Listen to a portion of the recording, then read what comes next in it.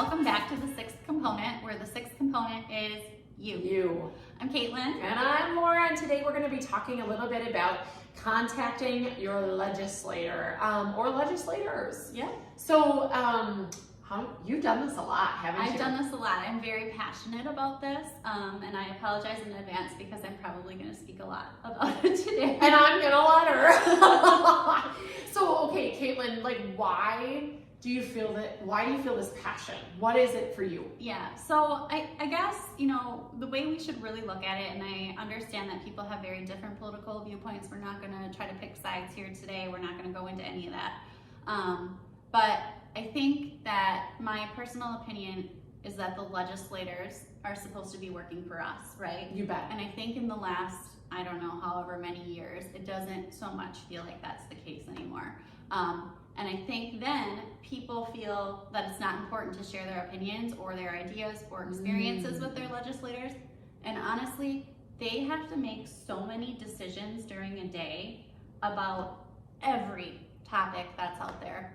They need to hear input from somebody. Who's the expert? Yeah, so you telling them, hey, this is the deal with our school meals, these are the things we want to see, and this is why, is something that they can think back on when they have to vote on it later in the year. That totally makes sense. And I think that's really good perspective to really showcase and share. And as I think about trying to walk a mile in their shoes, they have to know everything about school nutrition in the kitchens of a small school district in rural Superior or wherever in the United States, right, in the north side of the world, all the way to gun control, to contraceptives, to private property. And you just, I can't even imagine. I have a hard enough time managing just school nutrition, let alone a barrage of other topics. So that's a really good perspective of, we as school nutrition professionals coming to share and showcase what we want, rather than it just being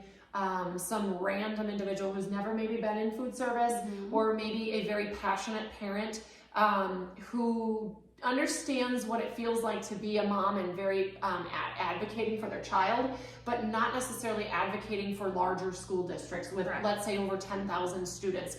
Our job, your job, is to think big picture, and we have to provide that big picture executive-based thinking to the legislature. So, gosh, how do you even start? So what do you do? Yeah. How does this work? Yeah. So one thing I would encourage, and the reason we wanted to talk about this now is because it's getting to be that time of the year where you're going to be reaching out to your legislators. So my first suggestion to everyone would be to look into their school nutrition association.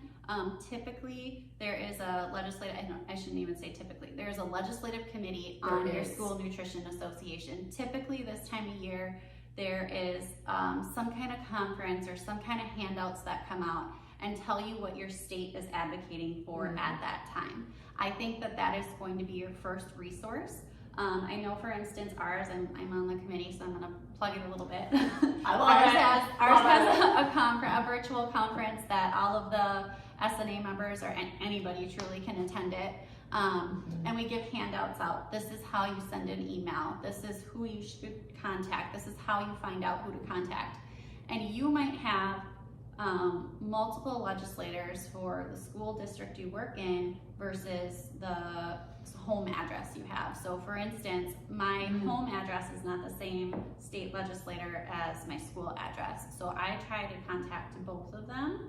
I, from personal experience, have found that it's easier for me to deal with the legislator in my school district because those are his or her constituents that it's affecting. So that's fair. And I also know that there's some states with school districts that are by the county or by the region. And so that's a really great point.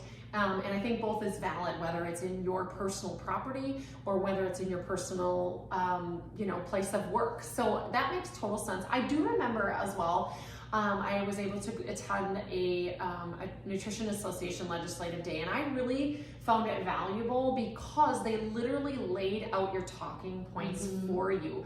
And there were appropriate sheets already done by a communications person who is way more qualified than I would ever be. And then we as an association are saying the same 3 bullet points So legislator A is getting the same bullet points as legislator B, even though they're in a different county, but then they're going to vote in that state for that particular topic. So number one, I think, is that that day, if I remember, that event was they give you the information. So when you come to that day, you don't have to come up with your own things. You don't have to do your own research. Right. That was great. And we want you to tell personal stories, but we want you to stick to those specific topics. Remember that the legislators don't have a lot of time. They don't. With the million different decisions that they have to make, they have a million meetings to go to, a million other people to talk to. So you really want to stay succinct and on topic. Yes. And tell them personal stories, but also make sure you're really hitting those bullet points. Yeah, and I remember the day went sort of like this. SNA, like the School Nutrition Association's day was like, okay, here's what's going to happen. All of you in this section are going to this legislator. This section goes to here. Here's your topic sheets. Let's talk through this. Does anyone have any questions? And then we literally, that took a couple hours. We all had brunch, it was great. And then we divvied up, and then we went into the building, and there was like 2 individuals per legislator. So you weren't by yourself, and that was really helpful for me the very first time that I did that, because it was very daunting, and like, I don't even know what to say right now. It's intimidating, right? But yes. But what I will say after doing this for a couple of years now is that they're people just like us, and we know more about our program than they do. There's no reason for you to be intimidated. That doesn't mean not to be professional. You need to go in and carry yourself very professionally, but do not be shy about telling that person why your program deserves what it deserves. Agreed. And also know that they may not be in the office that day, so you might actually end up providing the sheets, and you'll bring those sheets, like the bullet point sheets, to the staffer. And the staffer, even though you might have had a scheduled visit through your nutrition association, that doesn't mean that they're going to be there because something may have come up. Maybe a committee meeting is running long and the rest of their day is out. So don't be sad or frustrated or concerned when you get to their door, knock on it, and talk to their secretary or staffer, and they're like, I'm sorry, we're out. So yep, and their staffer might be the one telling them, hey, I met with this person today. Yes. She said that you should really vote this through because of X, Y, and Z, and that might be what the legislator hears, but that's okay too.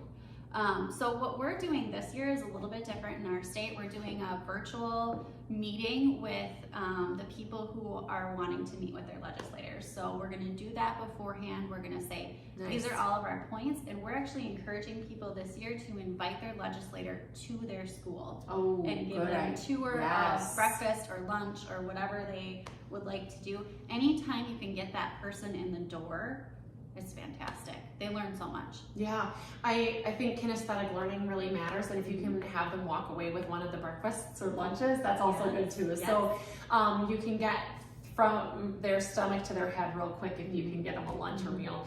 I would also like to say too, in the district that I work for, our communications team and our strategic leadership team is very careful, I will use, in any type of political agenda or any type of legislative communication. And so in a previous district, I was much more active, but then because of the way that our personal school district is, I have taken a back seat within this particular arena. So I will say that absolutely this is important and impactful, but you need to do as the Romans do, and I would highly recommend that you reach out to your PR/communications team before you would do any of this type of work. That's a great point. That's a great point. No, it's so funny because your district is very against that promotion of, they want to be bipartisan. Yeah, calm and cool as a cucumber. Where my school district is like, everyone, go contact your legislator, get them in here so we can show them these points, and it really just depends on your administrators at the time, I think. So and I respect both ways, but we don't want you to get in trouble by any means. Absolutely not. And we certainly have a strong passion, and if your school district, or you just know that maybe this isn't the area of your expertise or comfort, you find someone who you can share information with so that they can then take it to your legislature in that area. So again, virtual, in person, on the phone, there's multiple different ways. Yeah. But again, get Any the approval. way you can get contact with them, if you get the approval and you're told you could contact them, I would start with an email. That's usually the most beneficial way to do it. You can either email the legislator if you have their staffers' contact information or can find that. That's usually going to be more beneficial. I believe that most legislators, whether it's federal, state, whatever, try to respond to you. You might get a canned email that says, thank you for your interest, these are my thoughts, and that's the end of it. But typically they do respond, so you should get some kind of response.